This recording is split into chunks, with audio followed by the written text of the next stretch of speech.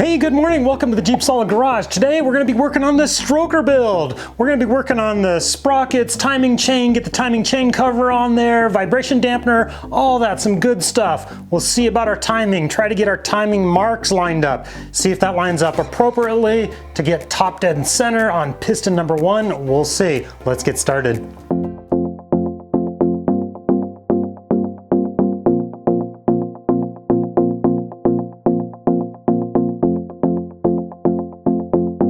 The first thing I gotta do, I gotta clean up some of these bolts for the timing chain cover and the bolt for my sprocket there, get this cleaned up.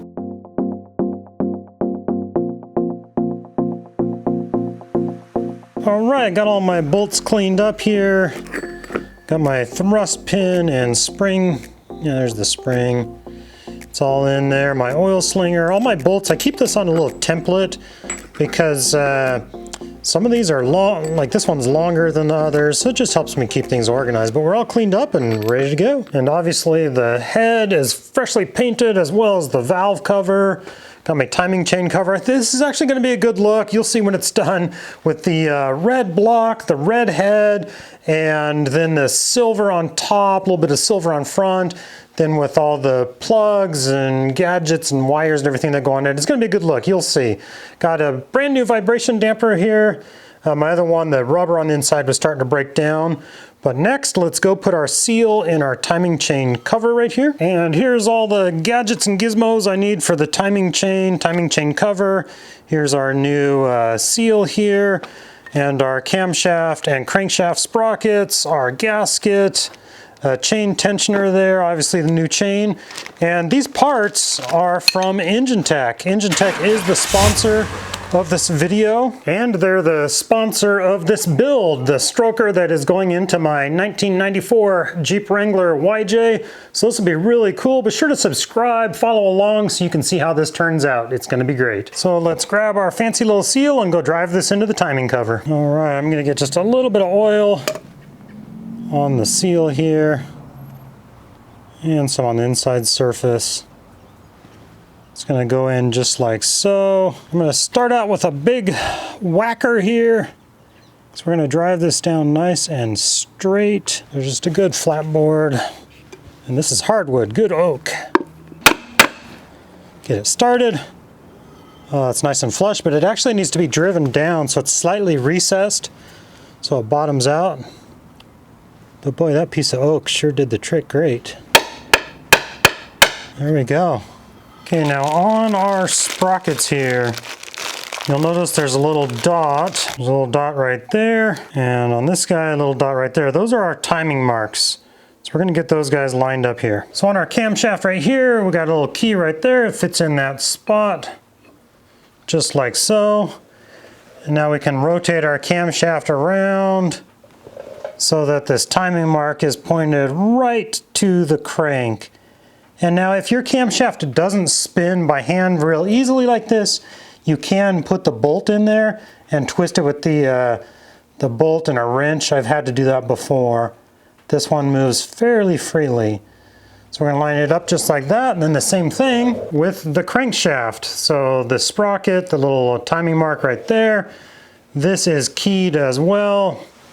So it goes on just like so. But this one, I'm not going to be able to turn by hand because I am not Hulk. So we are going to have to use the bolt on the crank here to turn it. I've got a little bit of oil on these bolts. The camshaft and crankshaft bolts, they need to have just a little bit of oil on them. And let's use that to turn this guy clockwise until our timing mark is headed right towards our camshaft. And that should be top dead center. Perfect. So we can take this bolt back out without spinning the crank here. Perfect. Didn't move at all. And now we can put our camshaft sprocket on our chain. And the crank sprocket. Now I like to get the timing marks on the chain here, like lined up, so I get the teeth. You can tell if I have the teeth just right.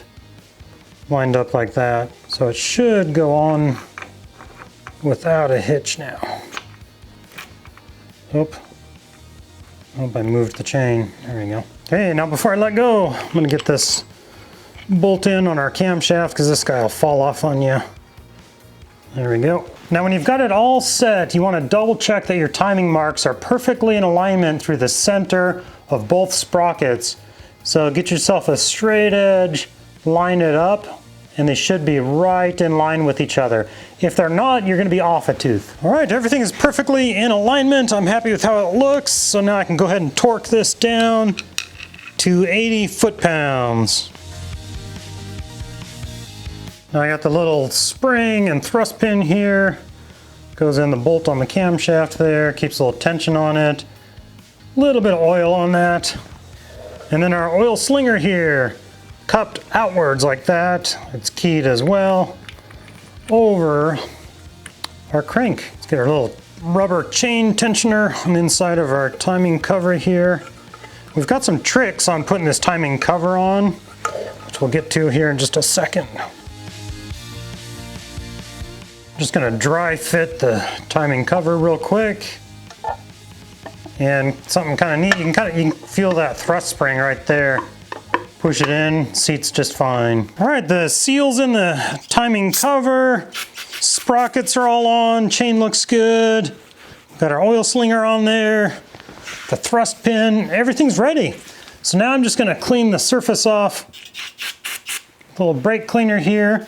Get ready to RTV the timing cover on. I want a good seal, so I want this nice and clean. All right, let's get a little bead of RTV. This is good red, high temperature RTV. So it's going on my engine here, so it needs to be able to withstand some temperature. And I know this stroker build has been taking a while. I really hope to actually get this done. Start installing it this fall into my YJ there. That's my goal. Things have been busy, have had a lot going on in the shop. But we'll see how far we can get on this fall. And whenever I do RTV on camera, it always looks like a lot of RTV. And really, I do try to make just a thin layer. But I think it's hard to see that on camera because RTV is just thick looking. So regardless of how much you have on there, it looks like a lot. And I'm gonna get a bead of RTV for this side of the gasket as well. All right, let's stick our gasket on here. That looks good. We'll line up our cover and get a few bolts in this guy. Sorry I'm in the way here. I'm just double checking that my gasket isn't falling out of place. Perfect. Now I'm not going to snug these guys down yet. I've got a little trick that we got to do to make sure that we don't get a leak at our crankshaft seal here. Okay, now you can see we can still kind of move the cover here a little bit. We want to put our vibration dampener on here because if we snug this down right now just like that, it could be off-centered a little bit. And then when you put your dampener on, then you're gonna have a gap somewhere. So you wanna make sure you have this centered. So what we're gonna do, is we're actually gonna take our vibration damper or harmonic balancer. I don't know, what do you guys call it? Tell me in the description below. Harmonic balancer sounds good. So now that we've got our harmonic balancer, I like how that sounds. Now we've got it pushed in place. You know, you can see we still got a little bit of movement. We're just going to make sure we've got it kind of centered there. But that's the whole point of putting that on before you tighten these guys down. And now we're just going to kind of snug these down a little bit. We're not going to torque it. We are going to end up torquing it to 62 inch-pounds. But right now, we're just going to snug it down a little bit until we see RTV kind of squish out. We'll let the RTV cure for, what is it? I think the instructions say an hour. And then come back and we'll torque it. So now I've got some of those bolts snugged down. I'm gonna pull this vibration dampener back off of here. So yeah, my goal is to hopefully get this thing installed in this YJ, or actually get the build complete by this fall. we'll see how it goes. Thank you guys so much for following along. I'm gonna pull this out here real quick. It's on there good and tight. So I need to use my puller here to get it off here. Good puller here. It's a must-have. I don't want it to fall on the ground. I don't think it will. And I'm pulling it back off because there's a couple, it would have fallen on the ground. There's a couple bolts underneath that I can't get to with it in the way. Yep, just snug. I think that'll do. All right, thank you guys so much. Please like this video, that really helps me out. Subscribe, that helps me out as well. Check out my next video right here, and have a good day. I'm excited, this is gonna be fun.